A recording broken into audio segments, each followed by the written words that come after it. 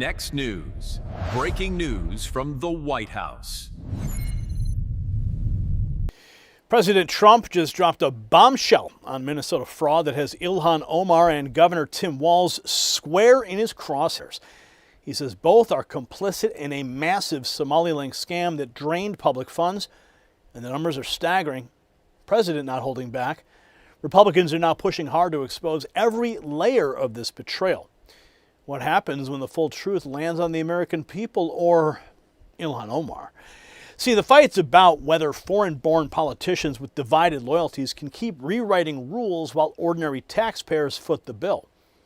Nancy Mace's efforts to subpoena Omar's records and bar non-natural-born citizens from Congress, they've been blocked repeatedly.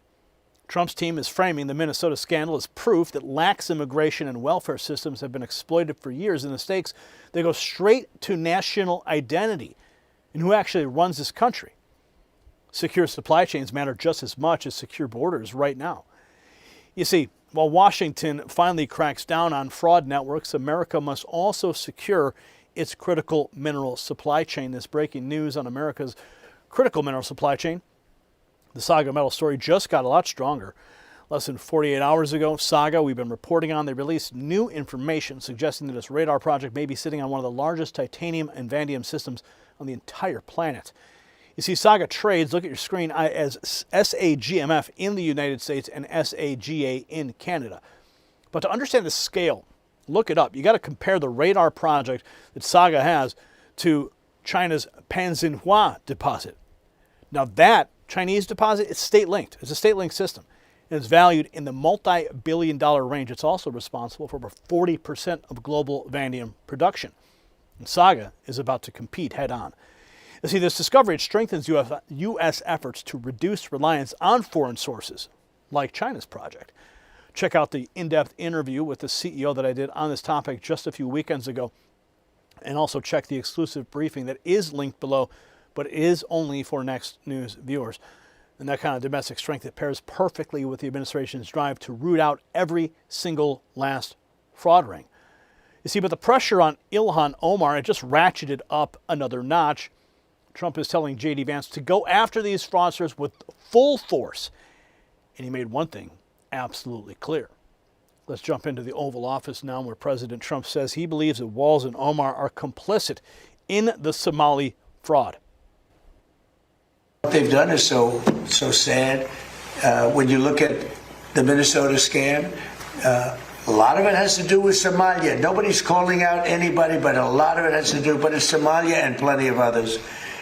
And I believe the governor is complicit. I believe Ilhan Omar is complicit. I believe that your attorney general is complicit. And if they are, you're going to hopefully find out about it, and you're going to have to do what you have to do.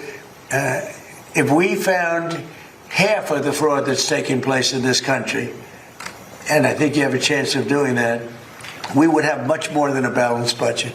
That's the kind of numbers you're talking about. The theft is incredible. And I think JD will make, and Andrew will make a charge later on that local states should handle nursing homes and all of these things that the federal government shouldn't be involved in. It's too big. The federal government should handle military and a couple of other things. But when it comes to nursing homes, you saw where a young gentleman was going around and knocking on doors, and none of the nursing homes existed, none of the nurseries existed. The money that's being paid out, and the federal government pays for it. When you see all these people coming in illegally into our country, many criminals, many drug dealers, murderers, 11,888 murders, and you look at California, and more come in, and yet they never had money, and yet they pay them. You know why they pay them? Because the federal government is charged with paying. We're not paying them anymore, and I said that. So these two... President Trump's remarks from the Oval Office, naming Ilhan Omar as complicit in the Minnesota Somali fraud, and Omar shrugging off Nancy Mace's bill requiring natural-born citizens from Congress. Shadow J says, deport her immediately. And this was her reaction. Can I ask you about Nancy Mace? She proposed a resolution that would bar foreign-born individuals from serving in Congress. What do you think about that? She mentioned you as an example. What's your response to that? Good luck to her. So you don't think it will go anywhere? No. And also, Randy Fine has one about giving up. If you're a dual citizen, you have to give up your citizenship in the other country and renounce it. What do you think about that? Who's that? Randy Fine. Oh.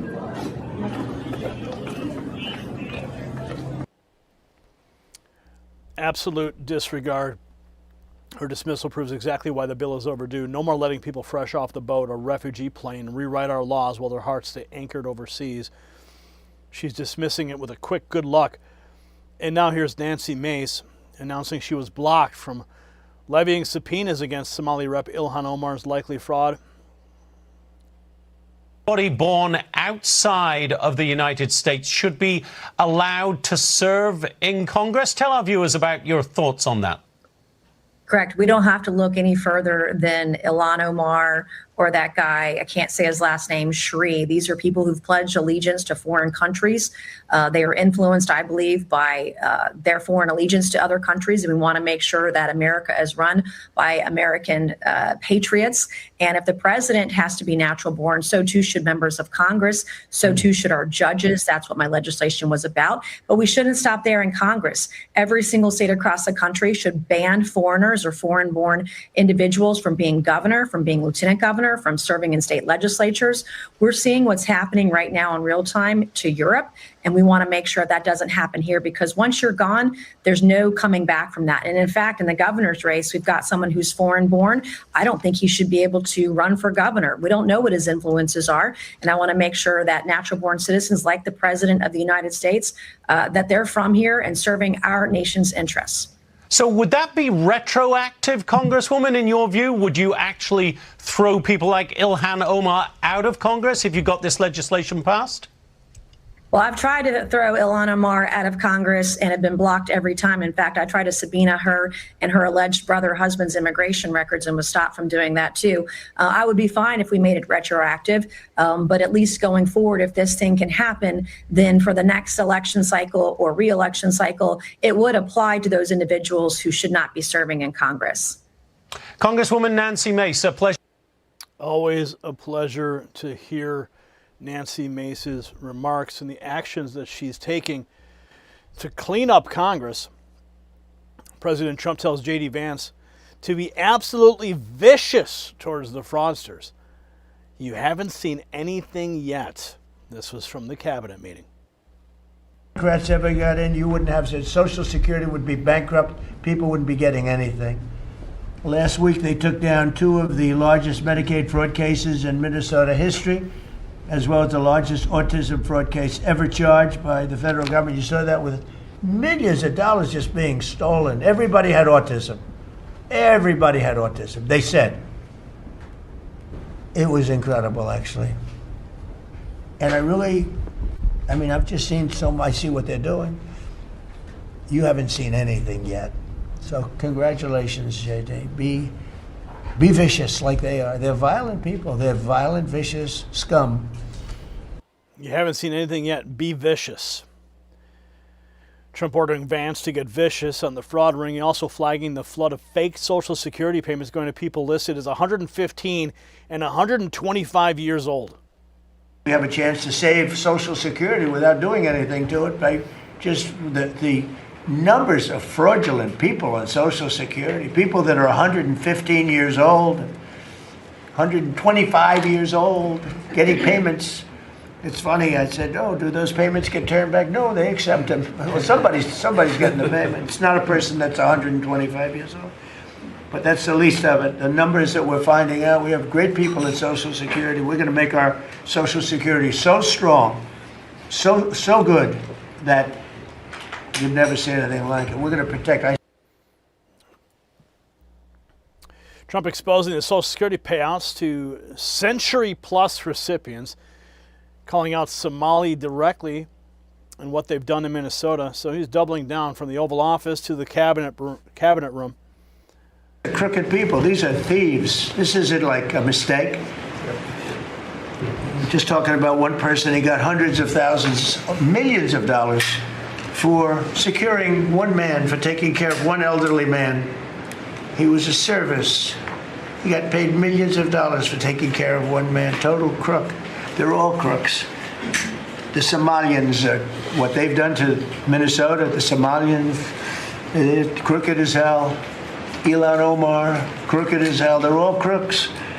And we got them. We got them. Now we're putting the clamps on. But boy, I tell you, that's an impressive group of guys that you have behind you. I was watching that, and a couple of very strong women, too. But I was watching that last night. I said, I'm proud of you guys.